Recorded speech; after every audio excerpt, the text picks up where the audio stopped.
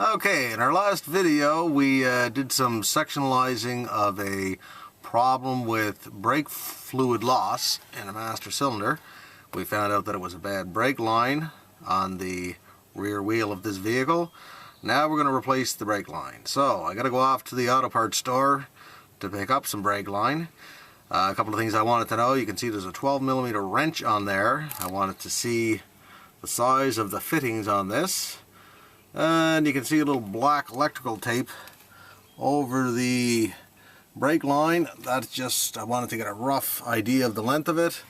So I just ran some of that over there. I'll just measure the tape, take that tape off, measure it, and that'll give me a rough idea of the length of the line that we're going to need. A lot of times, obviously, the very easiest way to do this is to get the pre-bent line. I called the dealer and they didn't even have it, or so they told me anyway. So anyway, that's not an option. In this case, we're going to bend the line. Okay, so straightened out our black electrical tape. It came out to slightly less than 2 feet, so a 2-foot length of line should be just about perfect. And we know that we want a 12mm end on it. Normally, to change a brake line out in this situation, I would just remove the rear wheel, which I may have to do, but this is a Pontiac Sunfire. There's actually lots of room in here.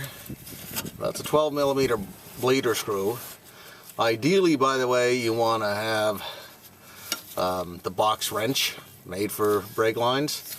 I can't find mine for this size right at the moment, so I'm just going to be careful about it.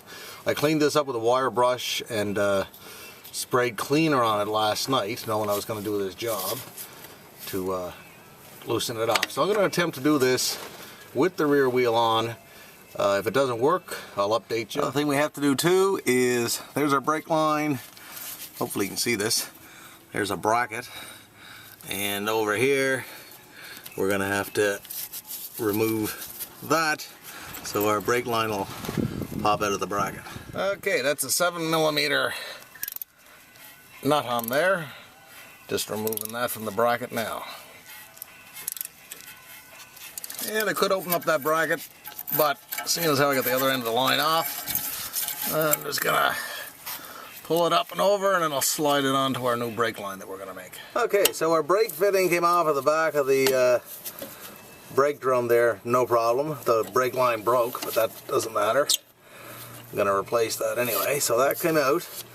But like any other job that you go to do around a car, usually there's bound to be some other kind of a little issue. This isn't a particularly big deal, but the other end of the line, because the brake fluid was leaking around it and the line was all corroded, see if I can pick this up on the camera here, that stripped when I was trying to remove it, because it's not really an honest 12mm fitting anymore. The brake fluid has corroded it.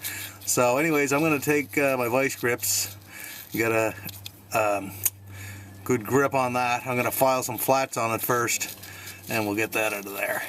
And then incidentally, I'm going to either stick a plug in that or tie wrap it with some rubber, because I don't want this, while I'm doing this job, to leak too much brake fluid, or I'll have to end up bleeding all the brake lines, which I prefer not to do. Okay, so our brake line broke off there. As I said, we're gonna get that bleeder screw off there a little later. And I stuck a little plug that I have in there just to keep it from losing too much brake fluid.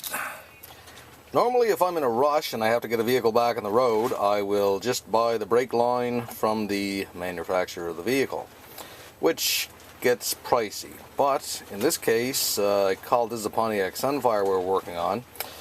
I called the dealer and they said they didn't even have them. So that made it easy. Now the good thing about it is it's going to be a cheaper way to do it. The way I'm going to do it here. We're going to bend these brake lines. 2 of these were less than $7 here in Canada. So it would have been a lot more than that if I had the pre-made line. Only thing is, we do have to bend it into this shape. So what we're going to do is bend them the old-fashioned method that I was shown when I was growing up, and hanging around with the old guys in garages. So we're going to use pulleys. That fitting I was trying to remove because of the fact that it was only held in place by that the clip and then the groove along the brake flex hose here, and it seized so bad I couldn't get enough torque onto it to actually get it out. So this is a small flex hose. It goes from here over to this point. We can see a similar type clip holding that in place, and the metal part that is grooved and that will fit into. So what I might have to do here is I got to get this flex hose off, hopefully without damaging it. I checked with the local dealership, it's about $13 for that, which is ridiculous. Okay, I'm going to try to release that rusted brake line there with my 12mm wrench. I seriously got to find my brake line wrenches that'll lock on that, but this is the right size. I don't expect this to release without... No, I can tell that's seized already, so I'm going to end up, as I say, cutting that down. We're going to take this clip out of there and release the whole unit. I'll just cut this. That's going to strip anyway. It's all seized up.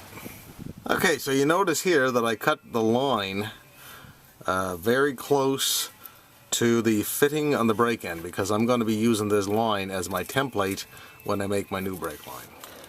Okay, that brake flex hose was seized so bad on the bracket it was actually easier for me to remove the bracket from the car, take it off here onto my bench and pound it out. I think I'm actually going to insert a little clip of the video where I pounded this out just to show how seized these flex hoses can get in places like Canada where there's a lot of rust and salt on the roads. Anyway, the flex hose just goes up into the bracket. It'll only go one way. You'll notice if you're changing this out, you have to turn it and then it'll fit into the bracket at one point, and then the clip slides over to put pressure on the flex hose and keep it in place.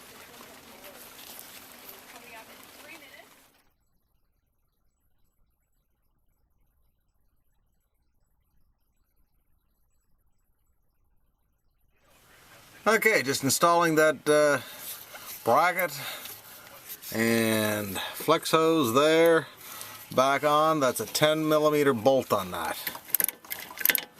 And when you put it on, it's going to line up with that hole in the frame right over there. Hopefully you can see that. Okay, so basically I'm going to summarize the end of the video here. I'm hoping that I managed to get everything into the video I wanted to. I ran into a bunch of other jobs here, as I mentioned, about the brake flex hose having to be replaced here. This is the brake line here that goes back towards the front of the vehicle. That had to be replaced.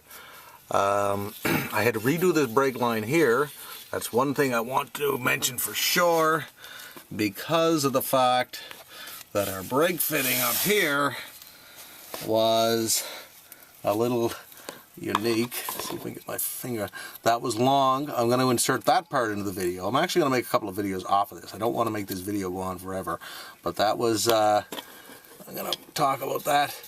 I had to salvage this brake line fitting here. I would have just bought it, only I'm out in the boonies, and it's a long drive.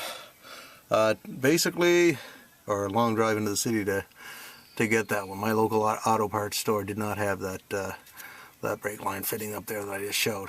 So, a couple minor issues.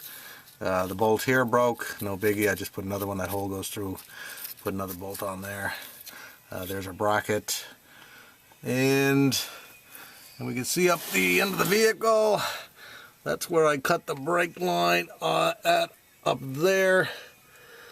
There's the flex hose I was talking about. Didn't get the shot of it in the last video there. Anyway, we talked about that. It was rusted into the bracket. We had to take the bracket off, all that kind of stuff.